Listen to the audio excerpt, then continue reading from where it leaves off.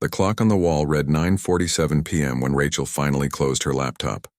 Another day done, another project completed, and absolutely nobody to share it with. She looked around her small apartment. The silence was so thick she could almost touch it. It was her birthday, 28 years old today. She'd gotten exactly 3 text messages, one from her dentist's office reminding her about an upcoming appointment, one from her phone company about her bill, and one from her coworker Jessica saying, "Happy birthday," with a cake emoji. Jessica was nice, but they weren't really friends. Not the kind who'd grab dinner or talk about real things. Rachel walked to her tiny kitchen and opened the fridge. There was leftover Chinese food from 2 days ago, some yogurt that was probably expired, and a half bottle of wine. She grabbed the wine and poured herself a glass. No point in letting it go to waste. She settled onto her couch and picked up her phone. Big mistake.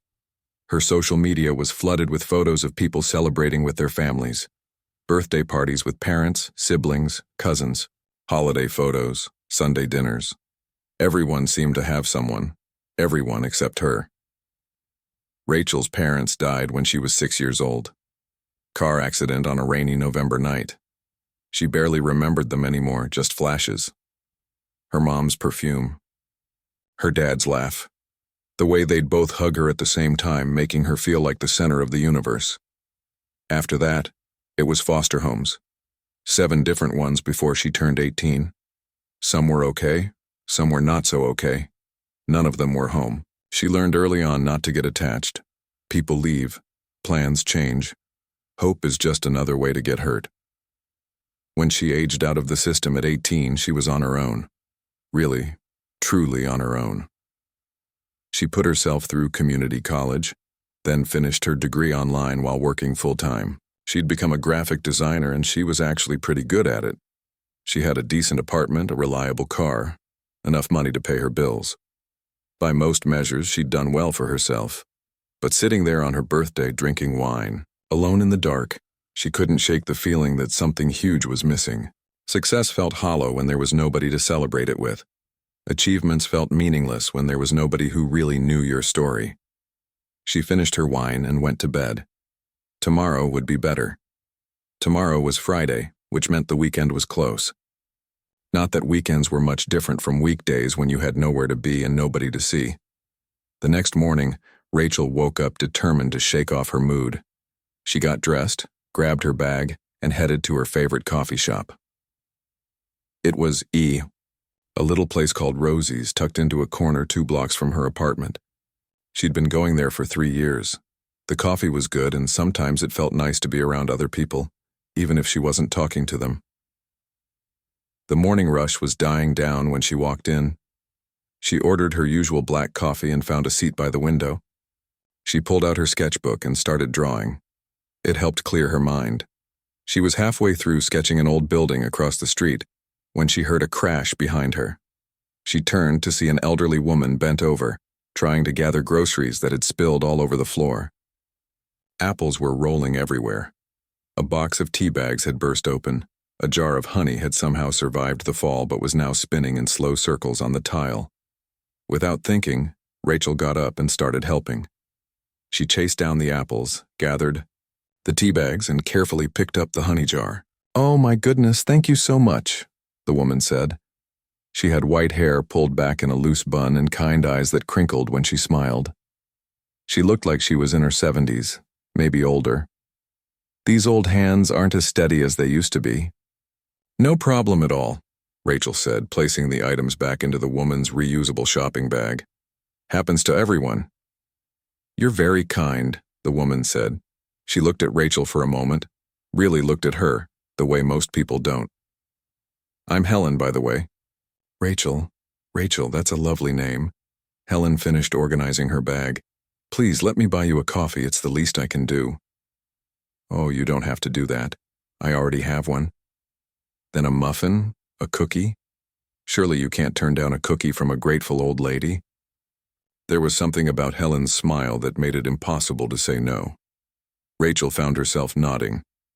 "Okay, a cookie sounds nice." They ended up sitting together. Helen insisted. What started as a quick thank you turned into a conversation that somehow lasted an hour. Helen asked questions, real questions, and actually listened to the answers. She told Rachel about her late husband, about her garden that was fighting a losing battle with the neighborhood rabbits, about the community center where she volunteered. "We do this thing every Thursday evening," Helen said, her eyes lighting up. "It's a community dinner. People come, we cook together, eat together, just spend time. All kinds of people show up. Young, old, families, singles. It's really quite special." Rachel nodded politely. It sounded nice, but she'd learned a long time ago that invitations like this were usually just people being polite. They didn't really mean it. As if reading her mind, Helen pulled out a pen and wrote an address on a napkin. "I mean it, dear. You should come by sometime, next Thursday or any Thursday after that. We start at 6, no pressure, no commitment, just good food and good company." Rachel took the napkin, unsure what to say. "That's really nice of you. I can see it in your eyes," Helen said quietly. "That look. I've seen it before. The one that says you're used to being alone." Rachel felt her throat tighten. She wasn't used to people seeing her, really seeing her. "There's nothing wrong with being independent," Helen continued. "But everyone needs people, Rachel, everyone. We're not meant to go through life alone." She patted Rachel's hand. "Just think about it." They said goodbye a few minutes later. Helen gathered her groceries and headed out, giving Rachel one last warm smile before she disappeared down the street.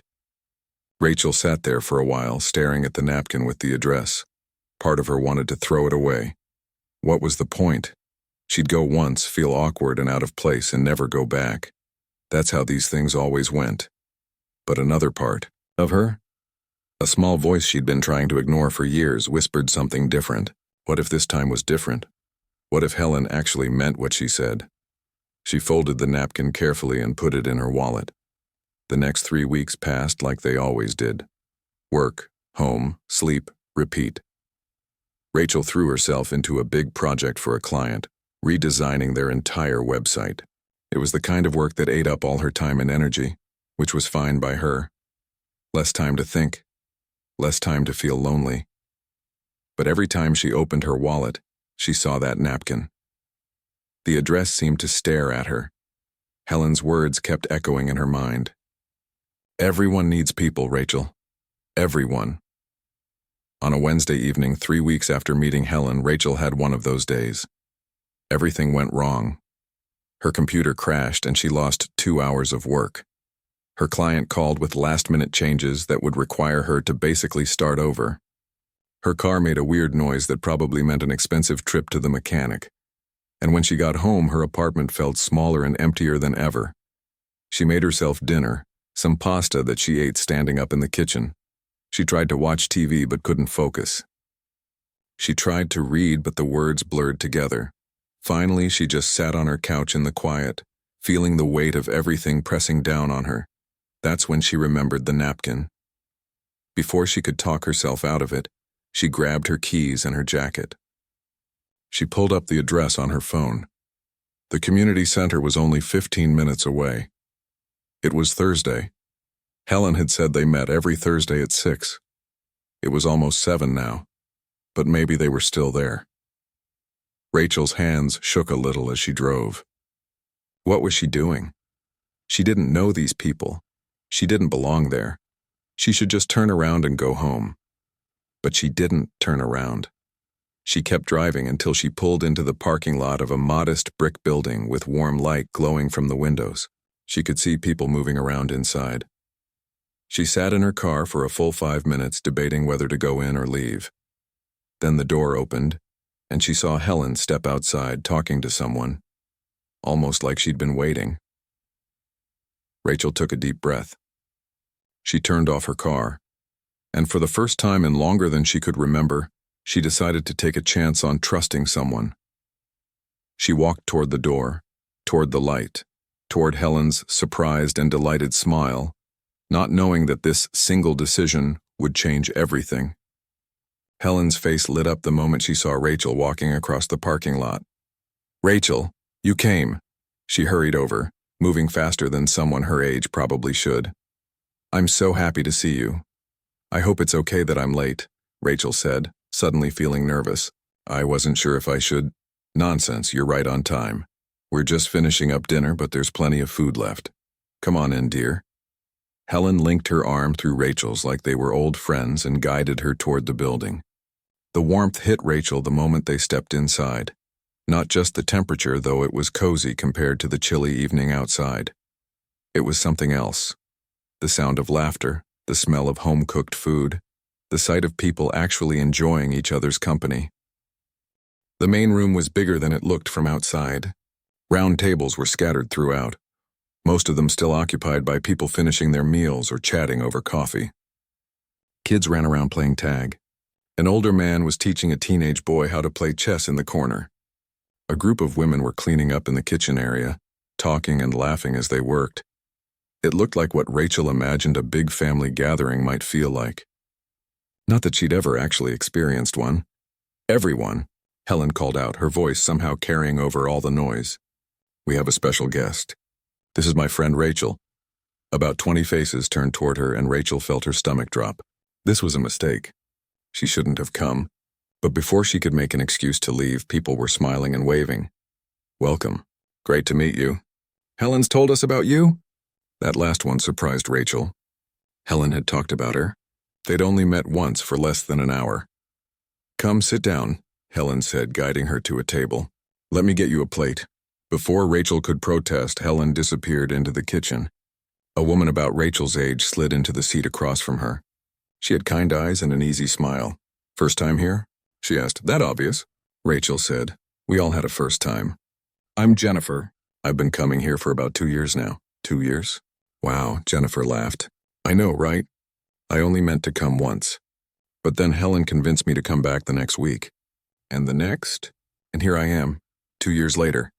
And I can't imagine my Thursdays without this place. Helen returned with a plate piled high with food.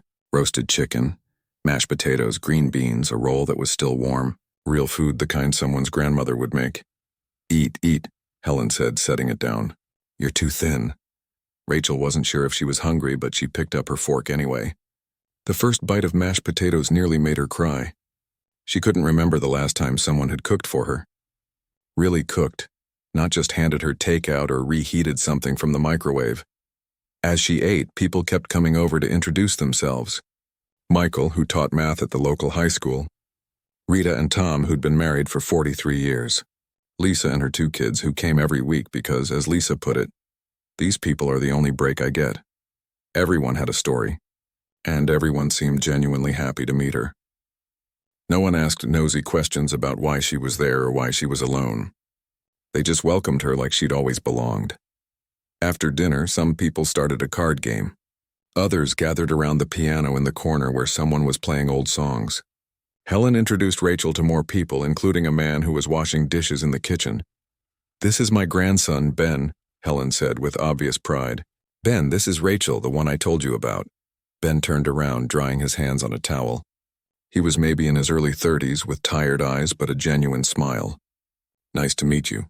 My grandmother hasn't stopped talking about you since you helped her at the coffee shop. I just picked up some apples, Rachel said, feeling embarrassed. You did more than that, Helen said softly. You saw me. Really saw me. Not many people do that anymore. There was something in the way she said it that made Rachel understand. Helen knew what it felt like to be invisible too. Ben's a single dad, Helen continued.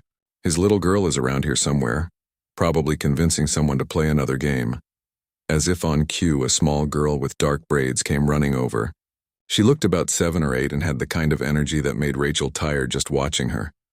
Papa, Papa, Mrs. Rita said she'll teach me how to make friendship bracelets next week. Can I please? Of course, sweetheart, Ben said, smoothing down one of her braids. But right now, say hello to Miss Rachel. She's new here. The little girl turned to Rachel with bright, curious eyes. Hi, I'm Sophie. Do you like to draw? The question caught Rachel off guard. I do, actually. It's my job. I'm a graphic designer. Sophie's eyes went huge. Really, that's so cool. Can you draw me something? Sophie, Ben said gently. Don't put her on the spot. It's okay, Rachel found herself saying. She pulled out the small sketchbook she always carried. What do you want me to draw? A unicorn. No, wait, a dragon. No, a unicorn dragon. Rachel couldn't help but smile. She started sketching while Sophie watched in fascination, giving her detailed instructions about how the unicorn dragon should look. It needed big wings, and a sparkly horn, and definitely some fire breath, but friendly fire, not scary fire. Ben watched them with a soft expression. You're good with kids. I don't really know any kids, Rachel admitted, still drawing. But she's easy to talk to. She doesn't usually warm up to people this fast, Ben said. You must have something special. Rachel didn't know what to say to that. She finished the drawing and handed it to Sophie, who squealed with delight. This is amazing. Can I keep it? Of course. Sophie hugged the sketchbook to her chest. Will you come back next week, please? I want to show you my drawings. Rachel looked at Ben, not wanting to promise something that might disappoint his daughter, but he was smiling, nodding slightly. I'd like that, Rachel said, and realized she meant it. The evening wound down around 9. People started gathering their things, saying goodbye, making plans for next week. Rachel helped clean up, carrying dishes to the kitchen and wiping down tables. It felt natural being part of it. As she was getting ready to leave, Helen walked her to the door. Thank you for coming, dear. It means more than you know. Thank you for inviting me, Rachel said. It's really special what you've built here. It's not what I've built. It's what we've all built together. That's the secret, you know. None of us can do it alone, but together we can create something beautiful. Rachel drove home that night feeling something she hadn't felt in years. Lighter somehow. Like a small piece of the weight she'd been carrying had lifted. The next Thursday, she didn't debate whether to go. She showed up at 6 sharp, and Sophie ran to greet her at the door. The week after that, Jennifer saved her a seat. The week after that, Ben asked if she'd help him figure out how to design birthday invitations for Sophie's upcoming party. Slowly, week by week, Thursday became the day Rachel looked forward to most. She started arriving earlier to help with the cooking. She learned that Michael told terrible jokes but had a huge heart, that Rita made the best chocolate chip cookies in the world, that Lisa was going through a rough divorce but was one of the strongest people Rachel had ever met. She learned that Ben's wife had died 2 years ago from cancer, and that he was barely holding it together between work and raising Sophie alone. That Helen had lost her own daughter 10 years ago and started these dinners as a way to keep her daughter's memory alive.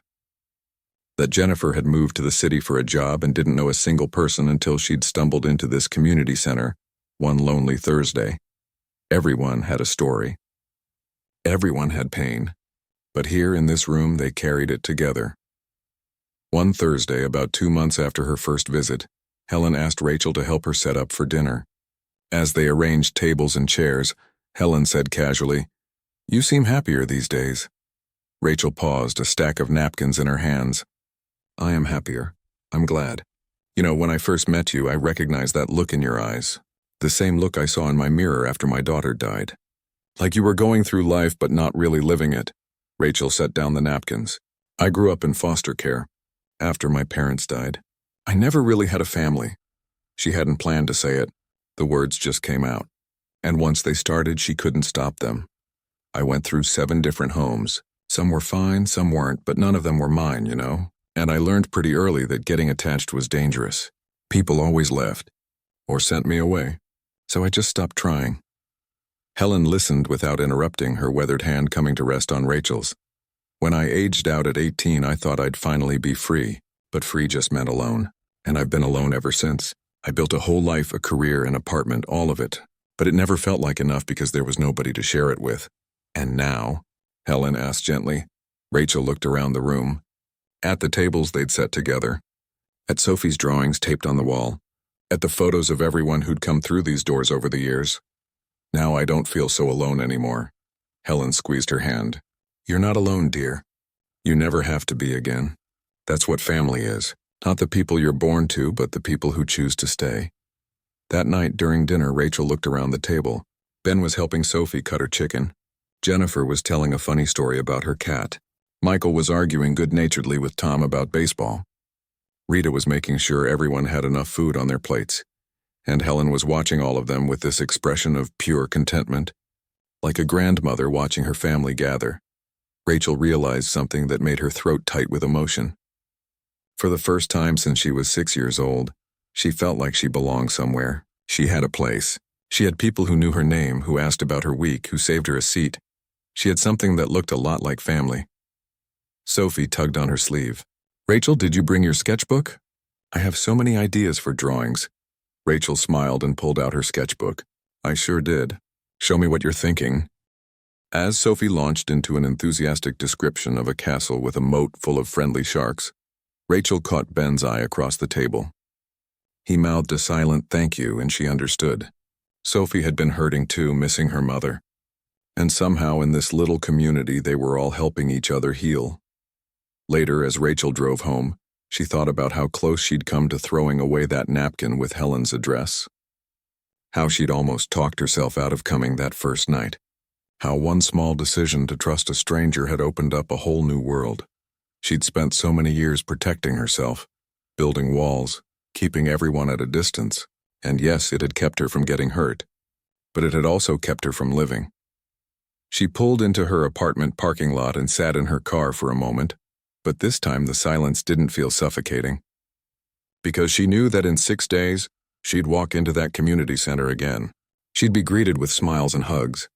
She'd help cook dinner and listen to Michael's bad jokes and draw with Sophie and talk with Ben and Jennifer and everyone else who'd somehow become part of her life. Her apartment was still small and quiet when she walked in, but somehow it didn't feel empty anymore. 3 months into her Thursday routine, Rachel noticed she was smiling more. Real smiles, not the polite ones she gave to cashiers or coworkers. She caught herself humming while she worked. She started looking forward to things again. Jennifer had become a real friend, the kind she'd never had before. They started meeting for coffee on weekends, going to movies, texting each other random thoughts throughout the day. Normal friend stuff that Rachel had only watched other people do. "You know what's weird?" Jennifer said one Saturday as they browsed a bookstore together. "I've told you more about my life in 3 months than I've told anyone in 3 years. Rachel understood exactly what she meant. "It's easier with you. I don't have to pretend." "Same. Hey, are you coming to Sophie's birthday party next weekend? I wouldn't miss it.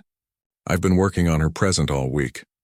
Rachel had designed and illustrated a custom storybook for Sophie, featuring a brave girl and her unicorn dragon going on adventures. She'd spent hours on it, perfecting every detail. It was maybe too much for a kid she'd only known a few months, but something about Sophie had gotten under her skin.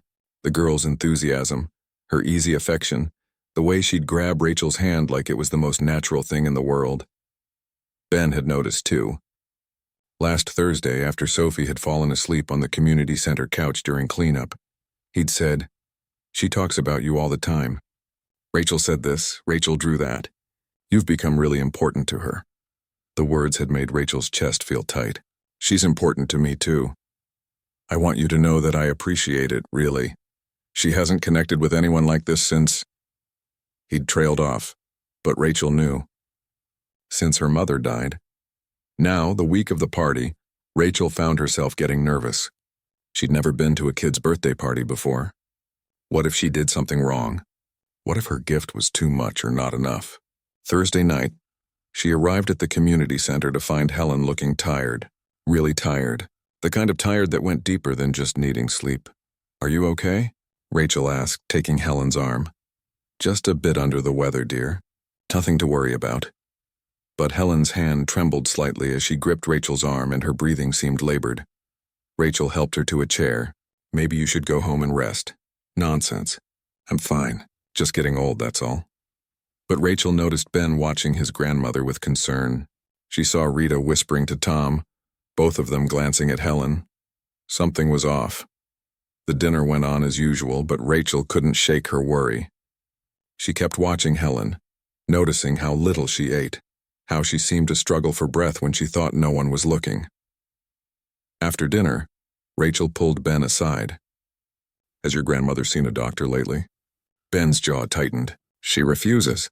Says doctors are for sick people and she's not sick, just old. I've tried, but you know how stubborn she is. Someone needs to make her go. I know. I'm working on it." Rachel wanted to help, to fix it somehow, but she didn't know how. Helen wasn't really her family. They'd only known each other a few months. She had no right to push, but the thought of something happening to Helen made her stomach turn. That fear sat with her all week. By Saturday, the day of Sophie's party, Rachel was exhausted from worrying. But she pushed it aside and showed up at Ben's house with her gift and a smile. The party was in full swing when she arrived. Kids everywhere, running and screaming in that happy, chaotic way kids do. Sophie spotted her immediately and came running. "Rachel, you came, come see my cake. It has a real unicorn on it." Sophie dragged her through the house, showing her everything, introducing her to her friends, bubbling with excitement. Rachel met Ben's parents, nice people who thanked her repeatedly for being so good to Sophie. She met neighbors, other parents, so many people whose names she'd never remember. But she kept scanning the room for Helen. Where was she? Finally, she spotted her in a quiet corner, sitting in an armchair and watching the chaos with a gentle smile. Rachel made her way over. "There you are. I was worried you weren't coming." Helen patted the ottoman next to her chair. "Wouldn't miss it for the world. Though I have to admit I don't have the energy for all this noise anymore." Up close, Rachel could see how pale Helen looked, how the simple act of sitting seemed to tire her out. Fear twisted in her chest. "Helen, please. You need to see a doctor." "Rachel, dear, I'm serious. Something's wrong. Everyone can see it, please." Helen looked at her for a long moment. "You really care, don't you?" "Of course I care. Why? We've only known each other a few months." The question caught Rachel off guard. Why did she care so much? She barely knew this woman. But looking at Helen's kind, weathered face, she realized the answer was simple. "Because you saw me when I was invisible. Because you invited me in when I had nowhere to belong. Because you gave me a family when I thought I'd never have one." Helen's eyes grew misty. She reached out and cupped Rachel's cheek. "Oh, sweetheart. You gave me something too. You reminded me why I started those dinners in the first place. After I lost my daughter, I thought I'd never feel joy again. But seeing you bloom these past months, watching you find your place, that's given me more happiness than you know. Then please take care of yourself. For me, for all of us." Helen squeezed her hand. "I promise I'll see my doctor next week." Rachel wanted to believe her, but something in Helen's expression made her uneasy. Still, what more could she do? The party continued. Rachel gave Sophie her present, and the little girl's reaction made all the hours of work worth it. Sophie hugged the book to her chest, demanding that someone read it out loud right that second. Ben read it while all the kids gathered around, and Rachel watched Sophie's face light up with each page. Afterwards, Ben found her in the kitchen helping clean up. "That book. Rachel, it's incredible. How did you even have time to make something like that?" "I wanted to. She deserves something special. She's lucky to have you in her life." "We both are." There was something in the way he said it, a warmth in his eyes that made Rachel's heart skip. But she pushed the feeling away. She was here for the community, for the family aspect. Getting romantically involved would complicate everything. "I'm the lucky one," she said, deflecting. The next Thursday, Helen wasn't at the community center. Ben said she wasn't feeling well, that she'd stay home this week. Rachel tried not to panic, but that tight feeling in her chest wouldn't go away. "Should we go check on her?" she asked. "I stopped by this morning. She's resting. She made me promise to not let anyone fuss over her." But the center felt wrong without Helen. Incomplete. Rachel went through the motions of helping cook and serving food, but her mind was elsewhere. After dinner, she pulled Ben aside. "I want to visit her tomorrow, is that okay?" Ben looked relieved. "I think she'd really like that." Friday afternoon, Rachel showed up at Helen's house with homemade soup and fresh bread from the bakery Helen loved. Ben let her in, looking exhausted. "I'm sorry," he said. "Sophie had a dentist appointment and I just got back. I was going to call you. Helen's being admitted to the hospital. Pneumonia. Her doctor finally got her to come in yesterday, and her oxygen levels were too low to stay home." Rachel felt the ground shift under her feet. "When?" "They're picking her up in an ambulance in about an hour. She refused to let me take her earlier.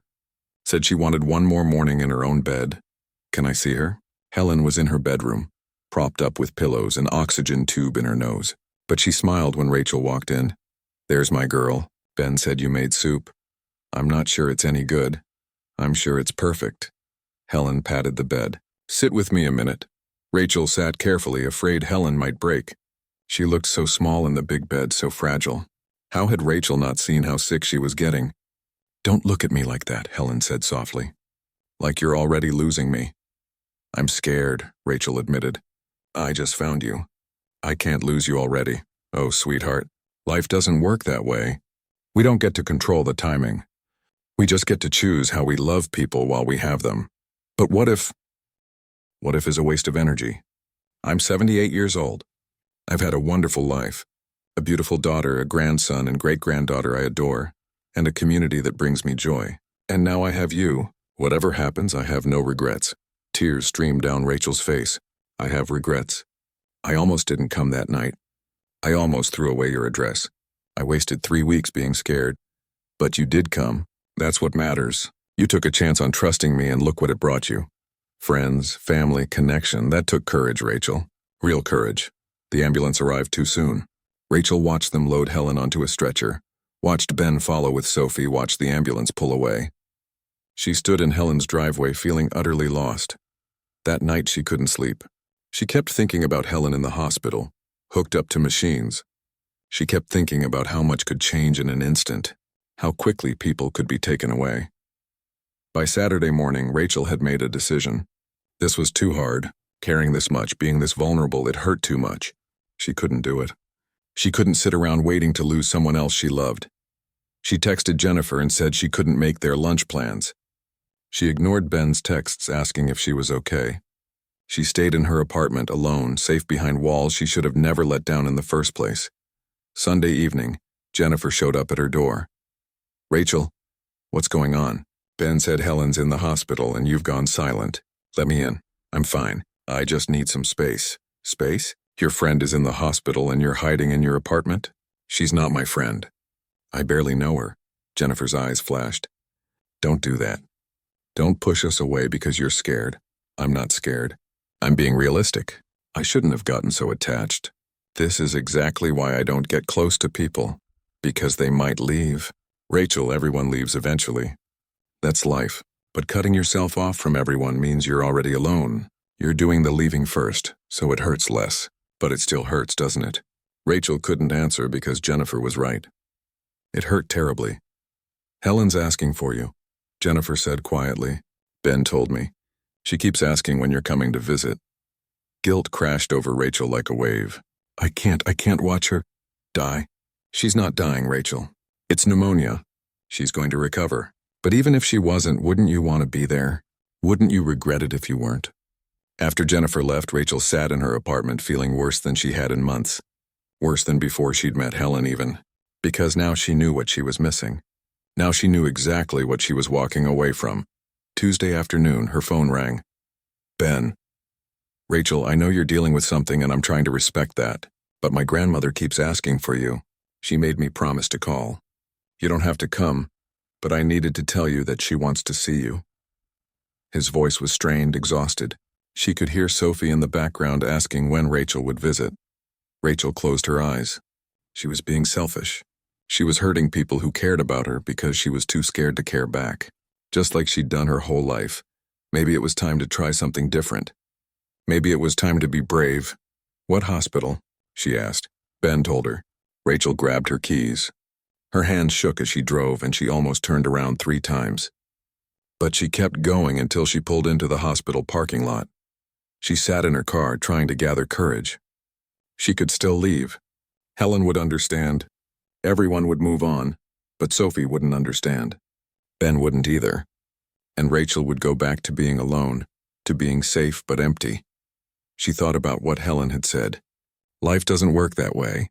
We don't get to control the timing. We just get to choose how we love people while we have them. Rachel took a deep breath. She got out of the car. And this time she didn't run away. The hospital hallway smelled like disinfectant and sadness.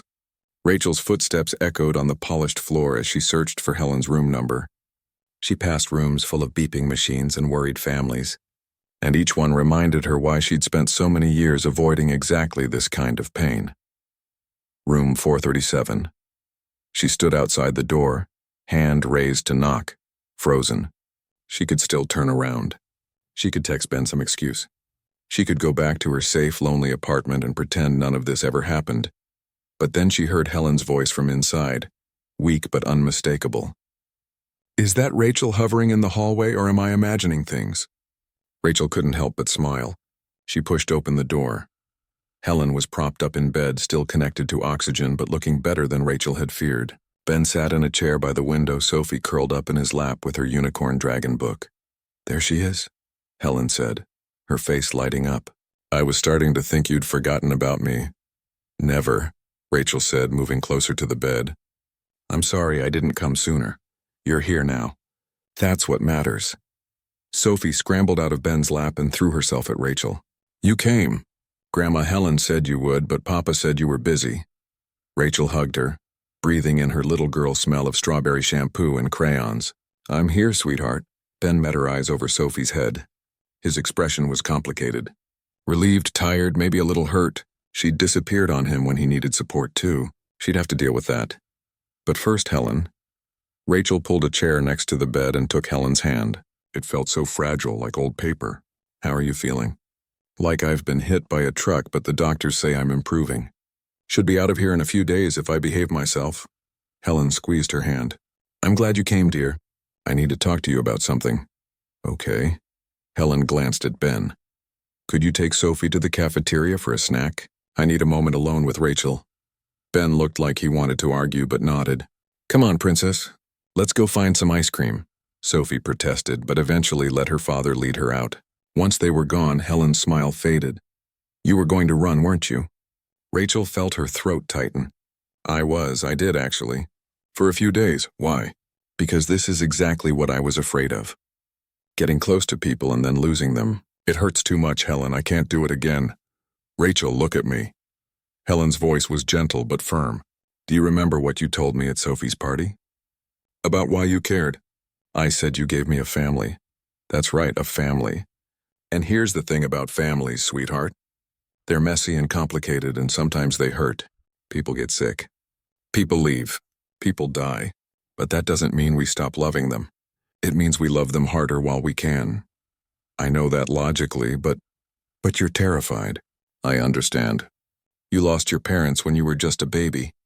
You spent your whole childhood being shuffled around, never feeling safe enough to put down roots, and now the moment you finally let yourself care about someone, they end up in the hospital. It feels like the universe is punishing you for trying." Rachel wiped at her eyes. "How do you always know exactly what I'm thinking?"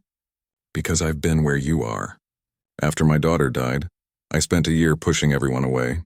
I was angry at the world, angry at God, angry at myself. I thought if I didn't love anyone, I couldn't be hurt again." "What changed?" Helen smiled softly. "Ben and Sophie. My daughter's husband had remarried, and I barely saw Ben anymore. Then his wife got sick, and suddenly he needed help. He needed me. And I realized that hiding from pain meant hiding from love too, so I had a choice. Stay safe and alone or risk my heart again. You started the Thursday dinners, I started reaching out. The dinners came later.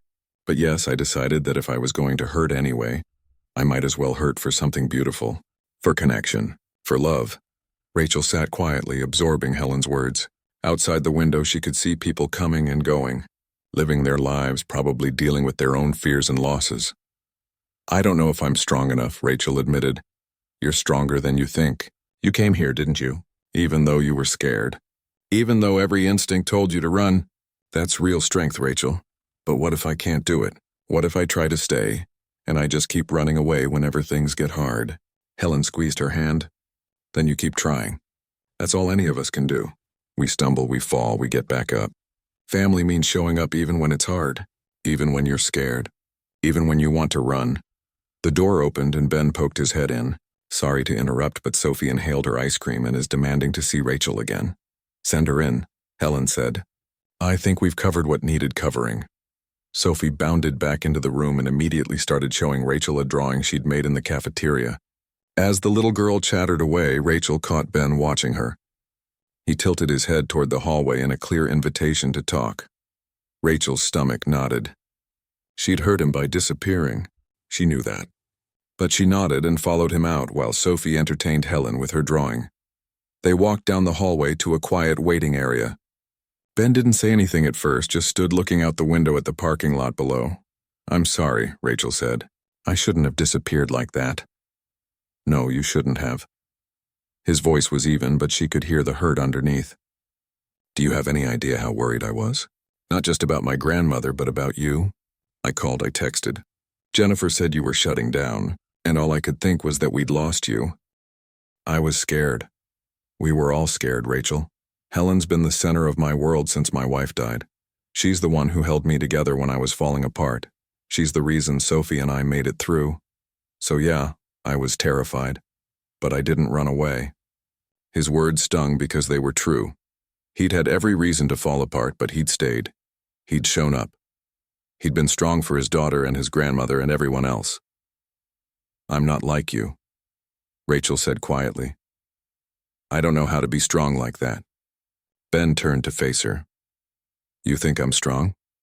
Rachel, I cry in the shower so Sophie won't hear me. I panic about money and whether I'm screwing up my kid and if I'm enough for her without her mom. I'm barely holding it together most days. But you show up, you don't run. Only because I have to. I have Sophie. I don't get the luxury of running away. He sighed, some of the tension leaving his shoulders. But I'm not trying to make you feel worse. I'm just trying to understand. Help me understand what you're feeling. Rachel leaned against the wall, gathering her thoughts. Every person I've ever loved has left me. My parents died. Every foster family gave me back eventually. I learned that caring about people just meant getting hurt. So I stopped caring. And it worked. It kept me safe. Until Helen.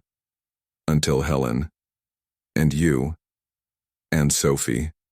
And Jennifer and Michael and Rita and everyone else. You all cracked me open, and now I don't know how to close back up. And that terrifies me. So your solution was to leave before we could leave you. I know it's not rational.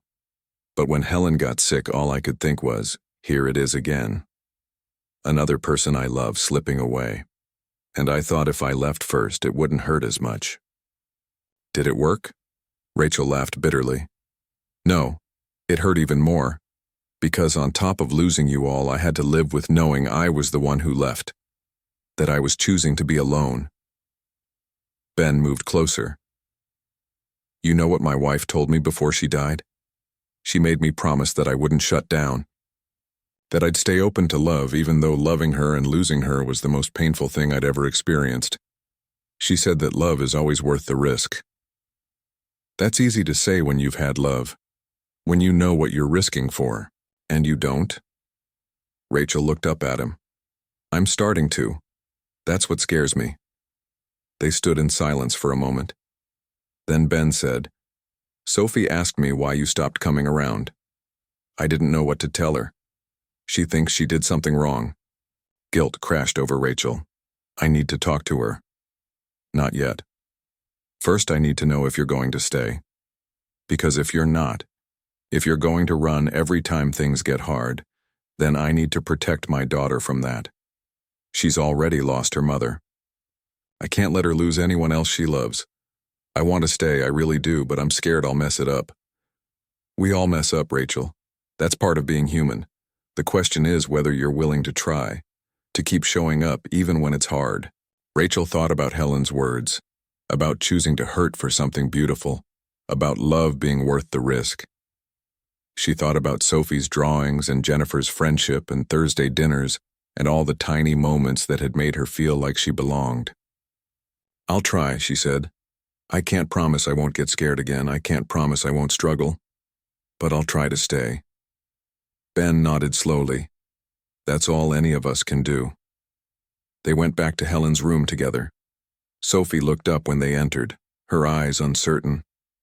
Hey, sweetheart, Rachel said, kneeling down to Sophie's level. Can I talk to you for a minute? Sophie nodded, clutching her unicorn dragon book.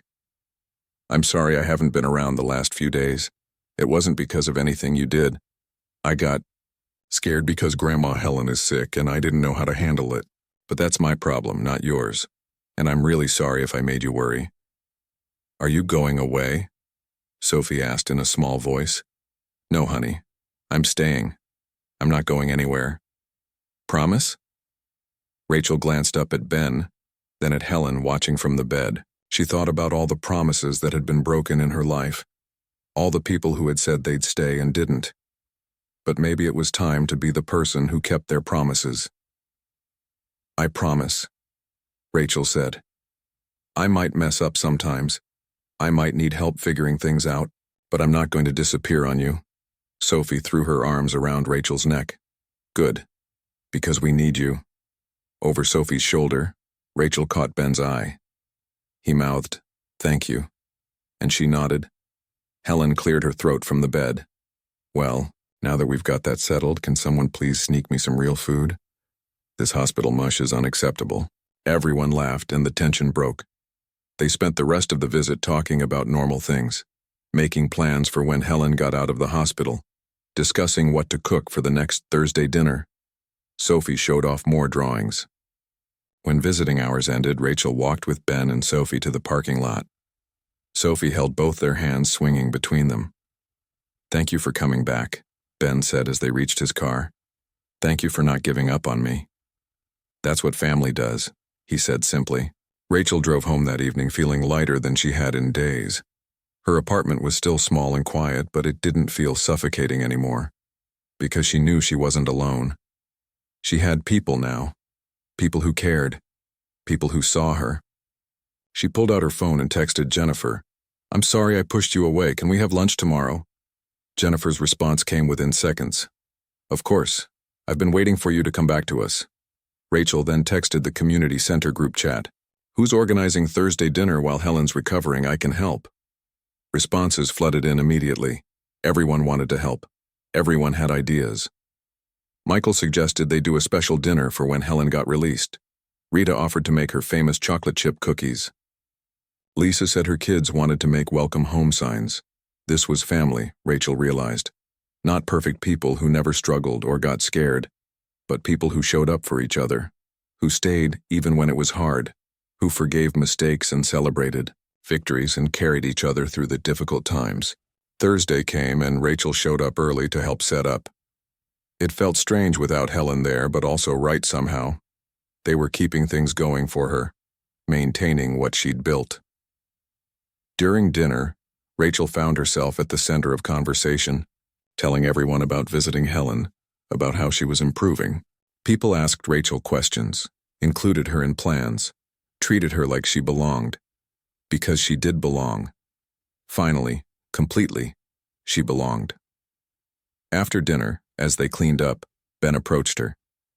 "Sophie wanted me to ask if you'd come to her school art show next week. She has a drawing in it. The one you helped her with." "I'd love to. And maybe." He hesitated. "Maybe we could get coffee sometime. Just us?" Rachel's heart skipped. "Like a date?" "If you want it to be. No pressure. I just think it might be nice to talk without my daughter or grandmother around." Rachel smiled. "I'd like that." As she drove home that night, Rachel thought about how much her life had changed in just a few months. She'd gone from completely alone to surrounded by people who cared, from terrified of connection to cautiously hopeful about love. She wasn't perfect at it yet. She still got scared. She still had moments of wanting to run. But she was learning to stay, learning to trust, learning that family wasn't about never being afraid, but about being afraid and showing up anyway. Helen came home from the hospital the following week and they threw her a welcome back party at the community center. She was weaker than before, moving slower, but her spirit was unchanged. "Look at all of you," she said, looking around at the gathered crowd. "This is what it's all about. Taking care of each other, being there when it matters. You've all made an old woman very happy." Rachel caught her eye and smiled. Helen smiled back, and in that moment, Rachel understood something profound. She'd spent her whole life looking for the family she'd lost. But the truth was, family wasn't something you found.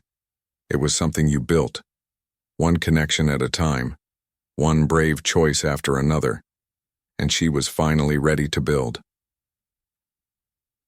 6 months after Helen came home from the hospital, Rachel woke up on Thanksgiving morning feeling something she'd never felt before on a holiday: excitement.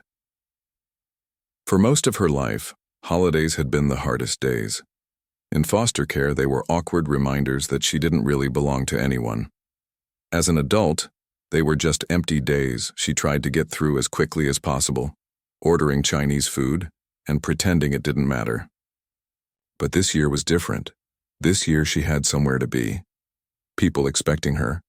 A family gathering to attend. She got dressed carefully, putting on the sweater Jennifer had helped her pick out last week. She'd been cooking for 2 days, determined to contribute something meaningful to the community center's Thanksgiving dinner. Her pumpkin pie sat cooling on the counter, and she'd somehow managed to make green bean casserole without burning anything. Her phone buzzed. A text from Ben. "Sophie's been asking when you're coming since 6 a.m. Save me." Rachel smiled and texted back.